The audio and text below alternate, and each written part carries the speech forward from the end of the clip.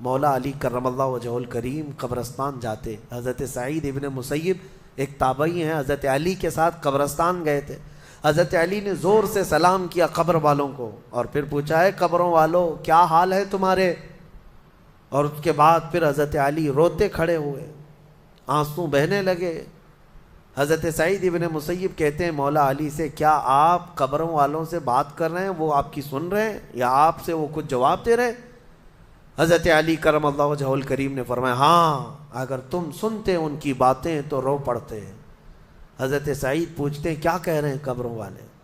سنو میرے عزیزوں, حیدر کرار شیر خدا علی مرتضیٰ فرماتے ہیں قبروں والوں سے میں نے پوچھا کیا حال ہیں تمہارے, تو قبروں والوں نے کہا اے علی مت پوچھو ہمارے حال, جن بالوں کو ہم سجایا کرتے تھے ان بالوں پر تو اللہ نے بچھو چھوڑ دیے. ہمارے وہ چہرے جو غازے سے ملوث تھے, حسین تھے, ہمارے چہروں پر اب خون اور پیپ کے علاوہ کچھ نہیں رہ گیا. ہمارا وہ جسم جس کے سنوارنے کے لیے ہم دن بھر گھنٹوں لگاتے تھے, آج وہ ہماری قبروں میں کیڑوں کی غذا بنا دی گئی ہے. حضرت علی فرماتے ہیں قبروں والوں نے جب ہم سے یہ کہا تو ہم نے رو پڑا, ہمیں رونا آ گیا. یقیناً میرے عزیزوں وہ منزل آپ کی بھی ہے میری بھی ہے, ہمیں بھی جانا ہے آپ کو بھی جانا ہے. حضرت سفیان ثوری فرماتے ہیں ایک چھوٹی سی بچی کو آپ نے ایک جنازے کے پیچھے جاتے ہوئے دیکھا روتے ہوئے. وہ لڑکی اپنے باپ کے جنازے میں جا رہی تھی, رو رہی تھی اور یہ کہہ رہی تھی اتنی بڑی مصیبت کا دن ہمارے اوپر کبھی آج تک آیا ہی نہیں تھا. حضرت سفیان ثوری نے کہا بیٹا تم پر نہیں تمہارے باپ پر جو دن آیا وہ کبھی نہیں آیا تھا. موت کا دن, موت کا دن سب سے سخت دن ہے, سب سے سخت دن ہے. موت کس طرح سے آتی ہے پتہ ہے؟ فرمایا گیا جیسے ریشم کے کپڑے کو کانٹوں کی جھاڑی پر ڈال دو اور کپڑا کھینچو, کپڑے کے تار تار نکلتے جائیں گے. فرمایا گیا ملک الموت روح نکالنے کے لیے جب آتے ہیں تو اسی طرح سے روح نکالتے رہتے ہیں انگلیوں سے, پیروں کی ہاتھوں کی انگلیوں سے, ناخنوں سے روح نکلتی نکلتی آتی ہے. ایک ایک جوڑ سے روح نکلتی ہے, یہاں تک کہ ناک تک اس کو کھینچ کر کے لایا جاتا ہے.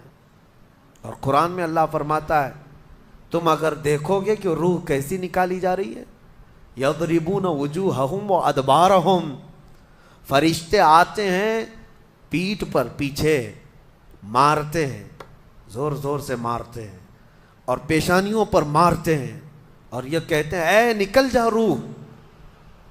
اللہ فرماتا ہے تم اگر دیکھو گے کہ فرشتے کس طرح روح نکالتے ہیں تو کانپ کر رہ جاؤ گے, مار مار کر کے روح کو نکالا جاتا ہے. اور یہ چھوٹا سا وقت نہیں ہے, ادھر جھٹکا لگا ادھر موت ہو گئی, لمبا پروسیس ہے. اس سے جو گزرتا ہے وہی بتا سکتا ہے. بعض لوگوں کو ایسا لگتا ہے زہر کھا لیا ابھی موت ہو گئی, سوسائڈ کر لیا ابھی موت ہو گئی. موت اتنی آسانی سے نہیں آتی, لمبا پروسیس ہے. موت سے پہلے فرشتے آ جاتے ہیں, چاہے تم اچھے آدمی ہو بیٹھے ہوئے ہو, تم کو بھی اگر موت آنی ہے تو تم پہلے فرشتوں کو دیکھنے لگ جاؤ گے, لیکن بتا نہیں سکتے کسی کو. موت سے تھوڑی دیر پہلے فرشتے قریب آ جاتے ہیں. پہلے جماعت فرشتوں کی آتی ہے, پھر ملک الموت آتے ہیں. ملک الموت ان فرشتوں کے بیچ آتے ہیں. جیسے ہی یہ مرنے والا آدمی ملک الموت کو دیکھ لیتا ہے پھر اس کے جسم میں کپ کپی طاری ہو جاتی ہے, اور ایسی کپ کپی طاری ہوتی ہے کہ کبھی پیشاب نکل جاتا ہے, کبھی پخانہ نکل جاتا ہے. اکثر دیکھنا مرنے والوں کی نجاست نکل جاتی ہے. ملک الموت کو وہ بہت قریب سے دیکھتا ہے, اور ان کی دو شکلیں ہیں. ایک بہت بھیانک شکل ہے, اس کو دیکھنا ہی عذاب ہے, اور ایک بہت خوبصورت شکل ہے, ان کو دیکھنا ہی رحمت ہے.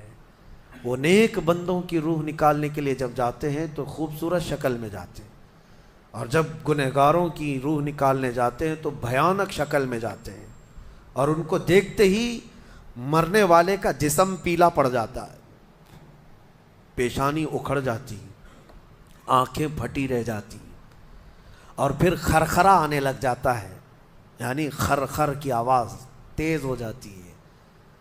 وہ بولنا چاہتا ہے اپنے پاس والوں کو لیکن بول نہیں سکتا، بند ہو جاتا ہے۔ یہ وہ وقت ہے جب اس کے توبہ کا دروازہ بھی بند ہو جاتا ہے۔ اب اگر فرشتوں کو دیکھ کر کوئی توبہ بھی کر لیا، ایمان لایا، تو اس کا ایمان قبول نہیں۔ اس وقت سے پہلے پہلے تک جو بھی ایمان لایا یا توبہ کیا، اس کی توبہ قبول ہے۔ لیکن موت کا خرخرہ آ گیا اور فرشتوں کو دیکھ لیا، اس کے بعد بہت سارے کافر بھی پکاریں گے کہ ہم ایمان لاتے ہیں اللہ پر، نہیں، اب ایمان قبول نہیں ہوگا۔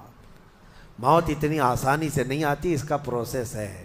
فرشتے آتے ہیں، ملک الموت آتے ہیں، پھر اس کے بعد اس کو گھور کر دیکھتے ہیں، پھر اس کو چت لٹا دیا جاتا ہے، یا جس حالت میں بھی ہے وہ گر جاتا ہے، کھڑا ہے تو گرتا ہے، بیٹھا ہے تو گرتا ہے، موت آنے سے پہلے لڑک جاتا ہے۔ یہ ضروری بھی نہیں ہے کہ آج میں اپنے آپ کو سنبھال کر بیٹھا ہوں، اگر میری موت آنی ہے اسی کرسی سے گر جاؤں، اسی جگہ سے ہم گر جائیں گے۔ اور اس کے بعد ملک الموت روح کھینچنا شروع کرتے ہیں، پیروں کے ناخنوں سے لے کر ہاتھوں کے ناخنوں سے لے کر اس کے جسم کے ہر حصے سے لے کر ناک تک کھینچتے ہوئے لاتے ہیں۔ اور اس کے بعد جب پوری روح نکل جاتی ہے، وہ لے کر کے چلتے رہتے ہیں اور مردہ ان کو جاتے ہوئے دیکھتا رہتا ہے۔ آنکھیں سب سے لاسٹ میں کھلی رہتی، کسی بھی مرنے والے کی آنکھیں بند نہیں رہتی، کھلی رہتی، وہ دیکھتا رہتا ہے۔ اسی لیے حدیث پاک میں ہے، جب کسی کی روح نکل جائے تو سب سے پہلے تم اس کی آنکھیں بند کر دو، ہمیں بند کرنا ہوتا ہے۔ اور اس کے بعد منہ بھی کھلا رہ جاتا ہے، منہ اوپن رہ جاتا ہے، فرمایا گیا منہ کو دبا کر بند کر دو۔ یہ سب نشانیاں ہیں میرے عزیزوں موت کی سختیوں کی۔ آپ کو پتہ ہے جب رسول کریم صلی اللہ تعالیٰ علیہ وسلم کی وفات آئی، اللہ اکبر، نزع کا عالم اتنا سخت تھا کہ بار بار حضور اکرم صلی اللہ علیہ وسلم کو پورے پانی کے مٹکے انڈیل دیے جا رہے تھے، 3 مٹکے حضور پر انڈیل دیے گئے موت سے پہلے، اور حضور اس کے بعد تھوڑا آرام محسوس کرتے اور پھر شدت کا بخار۔ اور وہ آخری وقت تھا جب حضرت فاطمہ آپ کے پاس آئی تھی، حضور نے ان کے کان میں بتا دیا، وہ رونے لگ گئی۔ کیا کہا تھا؟ حضرت فاطمہ کہتی ہیں حضور نے فرمایا، اے فاطمہ اب میں جا رہا ہوں، میرا آخری وقت ہے۔ پھر ایک دوسرے کان میں ان سے کہا، میرے خاندان میں سے سب سے پہلے تم مجھ سے ملنے والی۔ آج یوم فاطمہ بھی ہے، سیدہ کائنات کا آج یوم وصال ہے، 4 رمضان المبارک۔ تو رسول کریم صلی اللہ تعالیٰ علیہ وسلم حضرت عائشہ صدیقہ کے سینے سے سر لگا کر لیٹے ہوئے تھے۔ حضرت عائشہ فرماتی ہیں سنو، مجھے پتہ ہی نہیں تھا۔ حضور حضرت عائشہ سے زیادہ محبت کرتے تھے، اسی لیے آخر وقت میں حضرت عائشہ کے ہی حجرے میں رہنے لگے، باقی دوسری بیویوں کے یہاں نہیں جاتے۔ حضرت عائشہ کہتی ہیں میں حضور اکرم صلی اللہ تعالیٰ علیہ وسلم کو کبھی مسواک دے رہی، کبھی پانی کے چھڑکاؤ کر رہی۔ تھوڑی دیر کے بعد حضور اکرم صلی اللہ تعالیٰ علیہ وسلم لیٹے لیٹے اسی طرح رہ گئے۔ حضرت عائشہ کہتی ہے میرے سینے پر حضور کا سر تھا، وہ اتنا بھاری ہو گیا مجھے لگتا تھا کہ میری پسلیاں ٹوٹ جائیں گی۔ یہ حضرت عائشہ کہتی ہیں مجھے ایسا لگتا تھا کہ میری پسلیاں ٹوٹ جائیں گی۔ ہوا کیا تھا؟ حضرت عائشہ فرماتی ہیں دروازے پر جبرائیل امین آئے، روح نکلنے سے پہلے کی بات ہے۔ حضرت عائشہ فرماتی ہیں حضور کے پاس جبرائیل آخری بار آئے، وہ غمگین حالت میں آئے یا جس حالت میں ہو۔ حضرت رسول کریم صلی اللہ علیہ وسلم سے عرض کرنے لگے یا رسول اللہ، دروازے پر موت کا فرشتہ کھڑا ہے، آپ کی اجازت چاہتا ہے، اگر آپ اجازت دے دیں تو وہ آئے گا اور آپ کی روح پاک کو اللہ کے حضور لے جائے گا۔ اور یا رسول اللہ، آج سے پہلے اس فرشتے نے کسی سے اجازت نہیں لی اور قیامت تک کسی کی روح نکالنے کے لیے وہ اجازت لے گا بھی نہیں، یہ صرف رسول پاک کی خصوصیت تھی۔ حضور نے فرمایا آنے دو۔ ملک الموت آئے اور جب حضور کی اجازت سے روح نکالی تو حضرت عائشہ کہتی ہیں اتنا بھاری ہو گیا تھا سر کہ مجھے لگتا تھا کہ میری پسلیاں ٹوٹ جائیں گی سینے کی۔ اور اس کے بعد حضرت عائشہ فرماتی ہیں میں نے حضور کے سر مبارک کو نیچے کی طرف کیا، مجھے پتہ بھی نہیں تھا کہ حضور کا انتقال ہوا۔ میں حضور اکرم صلی اللہ علیہ وسلم سے باتیں کرنے میں مصروف تھی، اسی میں حضرت ابو بکر صدیق حجرے میں آئے، پوچھا عائشہ کیا حال ہے حضور کا؟ حضور اکرم صلی اللہ علیہ وسلم کو دیکھا حضرت ابو بکر نے اور پیشانی مبارکہ پر ہاتھ رکھا تو وہ بہت ٹھنڈی تھی، ماتھے کو بوسہ دیا اور ایک آہ بھری اور ایک جملہ کہا تھا، یا رسول اللہ ایک بار موت آنی تھی وہ آپ پر آ گئی، اب موت کی سختی اللہ دوبارہ کبھی آپ کو نہیں عطا کرے گا۔ موت کی سختی کیونکہ حضور کو انہوں نے دیکھا تھا، کئی دنوں سے تکلیف تھی، 13 دن تک حضور پاک صلی اللہ علیہ وسلم کو تکلیف تھی، 13 دن تک۔ حضرت ابو بکر کہتے ہیں یا رسول اللہ اب موت کی سختی دوبارہ کبھی نہیں آئے گی، جو اللہ کا وعدہ تھا وہ پورا ہو گیا۔ پورا کھل کر کے رو بھی نہیں پا رہے تھے ابو بکر صدیق، اور اپنے اندر دبا بھی نہیں پا رہے تھے۔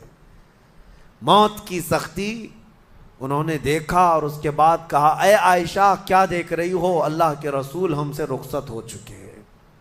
پھر انہوں نے آ کر مسجد میں اعلان کیا اے لوگو اللہ کے نبی کا انتقال ہو چکا۔ اب مجھے یہاں یہ بتانا ہے اگر موت سے کوئی بچ سکتا تھا تو سب سے پہلا نمبر تو رسول اللہ کا ہونا چاہیے تھا، کیونکہ اللہ کے سب سے محبوب نبی وہی ہیں۔